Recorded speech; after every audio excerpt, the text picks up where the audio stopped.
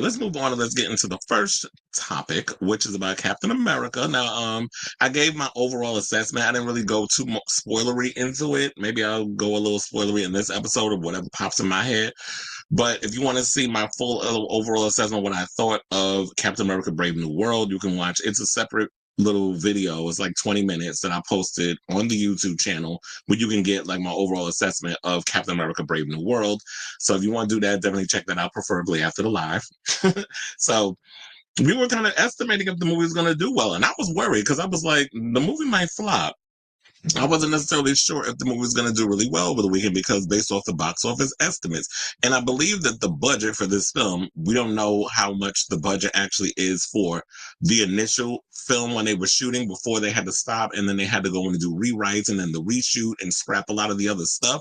So no one knows necessarily for sure what the overall budget is. Like they telling us it's 150, but it might be a lot more than that. But the good thing about this whole situation, if from what we're hearing, is that the movie grossed about $100 million over the weekend, which is actually not bad by budget standards a bit. So they said that yes, Captain America: Brave New World proves that Marvel hasn't lost its mojo. I mean, story-wise, you might be stumbling a little bit with the story and where y'all trying to go with the franchise and who actually like after Phase 3, who you're actually going to have step up to the mantle. Because when we first started to fall in love with the MCU and all the characters that they had, who were the people that we looked at as like sort of the ones that led the pack to us to get to the Avengers? It was Iron Man and Captain America. So as much as I think that Anthony Mackie is a phenomenal actor, you could literally, have him read dialogue about toilet paper, and I would say give him the Oscar. That's how good of an actor he is. Nobody is stepping on the fact that he can't act. Anthony Mackie is a phenomenal actor, so he can step into anything, and it's great, in my opinion.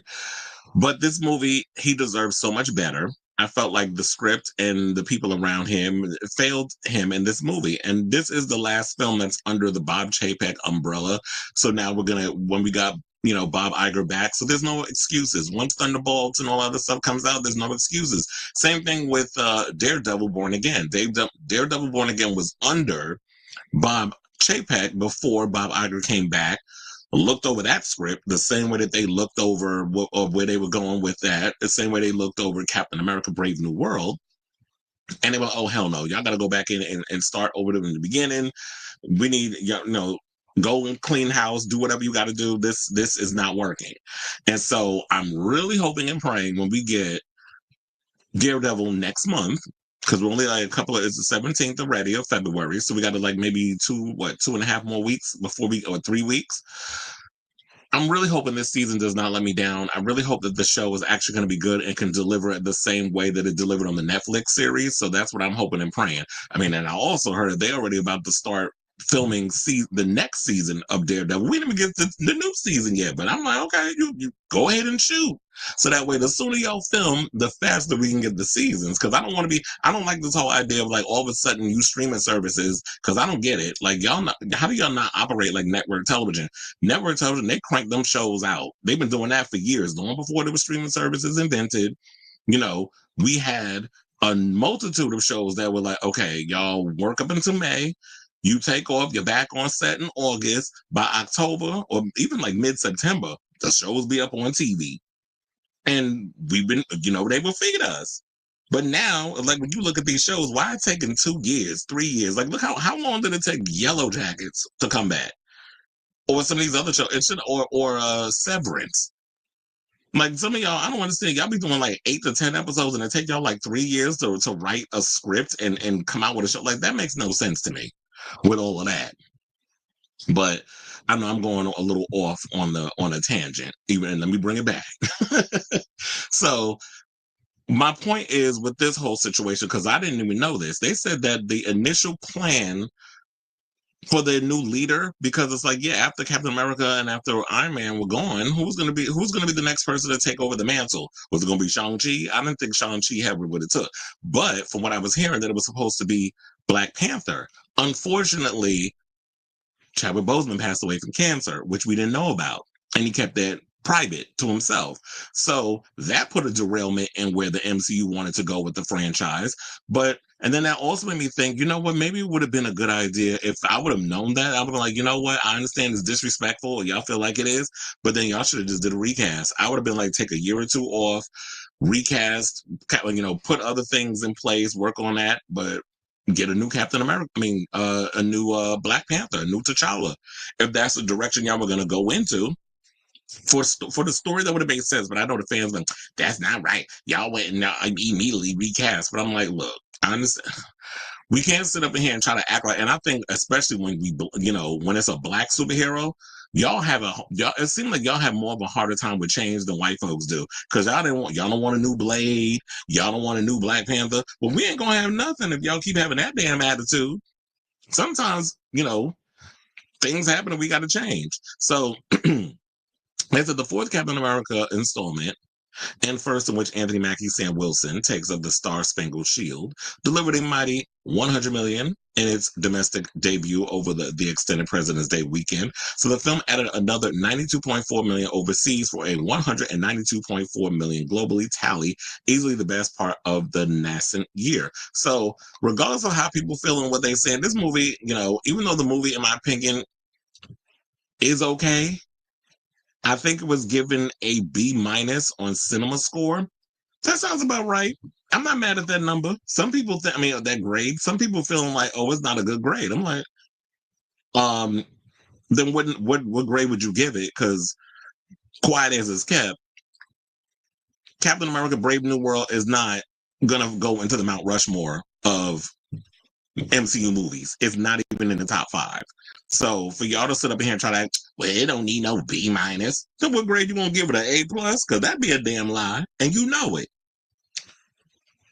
So they said, yeah, opening weekends are rarely a problem for Disney MCU.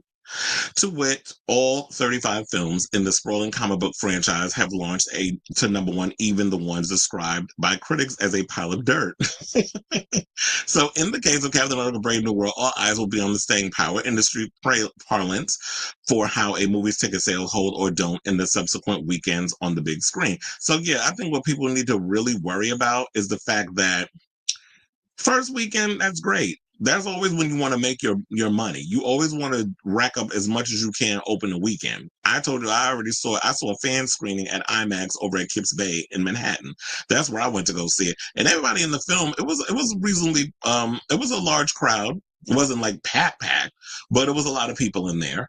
And I feel like even though the movie wasn't that great, a lot of people who were in my screening really were rooting for this movie to be good, and they wanted. I feel like we put more hope and energy into this film than the people that were working on it. So wasn't nobody in there hating. We even sat around for that mid ass freaking post credit scene, which I was like, "This is what you're giving." It really wasn't like, to me, I feel like this film and the post credit scene really did not. It's not a movie that's just like, well, it's going to lead us to Thunderbolts, or it's going to lead us to Fantastic Four, or it's not leading us to the Avengers Secret Wars or Doomsday and all that other stuff. The only thing you need to know is what they spoil in the damn commercial, which is basically, Thunderbolt Ross saying to Sam Wilson, I want you to assemble the Avengers. He didn't say he wanted you to lead them.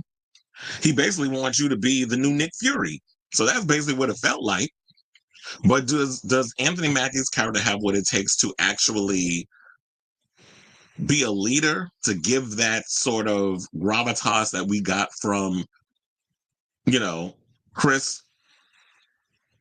Why is Hemsworth in my head? Oh, I know why Hemsworth's in my head, because yesterday I was watching freaking I was watching one of his movies yesterday. The one that's on Netflix with the damn, I totally forgot the name of it. So now it's escaping me. Every other Chris that I'm looking for. Oh my God, there was one video that I was looking for, and I was hoping that it was open. Apparently it's not. So I gotta open that one up again. Extraction 2. So I was watching that yesterday. That's why Chris Hemsworth's in my brain. Excuse me. The other Chris, the one that's married to Albert Batista. So y'all know which Chris I'm talking about. The original Captain, the other Captain America. First of all, there's been many iterations of Captain America. I forgot Carl Lumbly's character, who was in the movie also, Isaiah. he was another Captain America. So I always love that they had the history of Captain Americas throughout. But what they're saying with this budget is that they said that the cost for the film is just north of 180 million. So I'm gonna go on the limb and say this movie probably ballooned to $200 million. And I said that the first time, but they were trying to be, oh no, it's 150 to 100, and now it was about on 200. It sounds about what that is.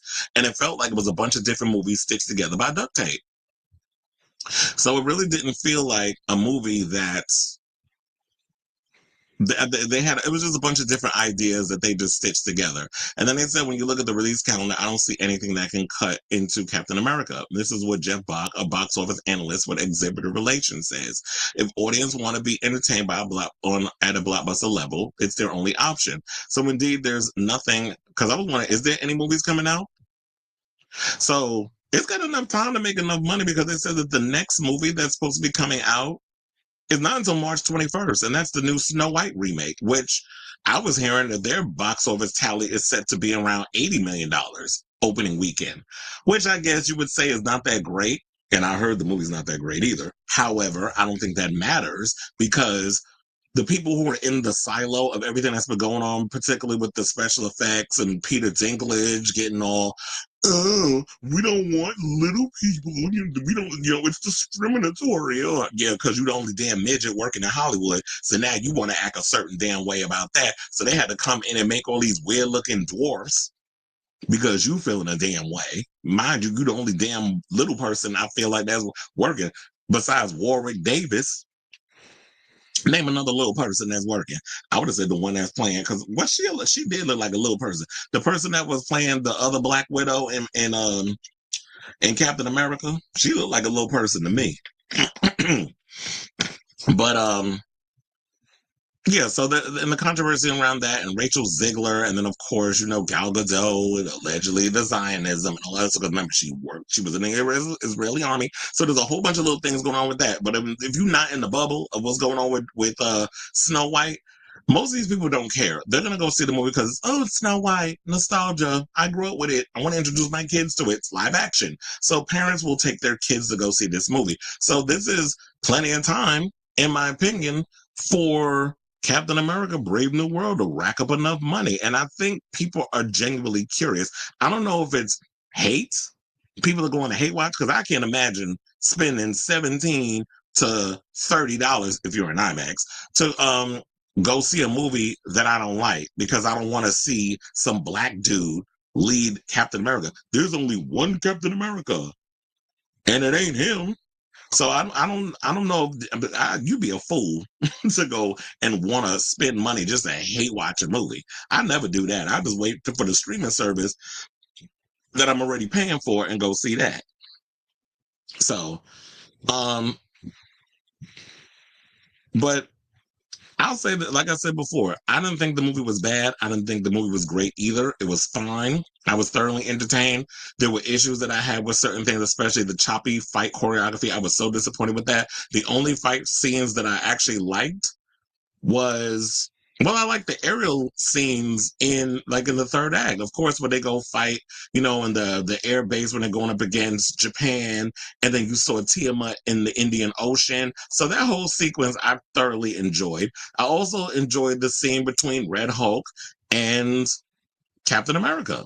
I thought those scenes were pretty cool.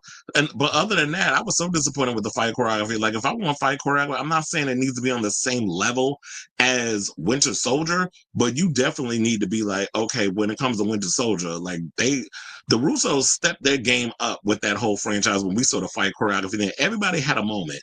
Black Widow had her fight choreography moment.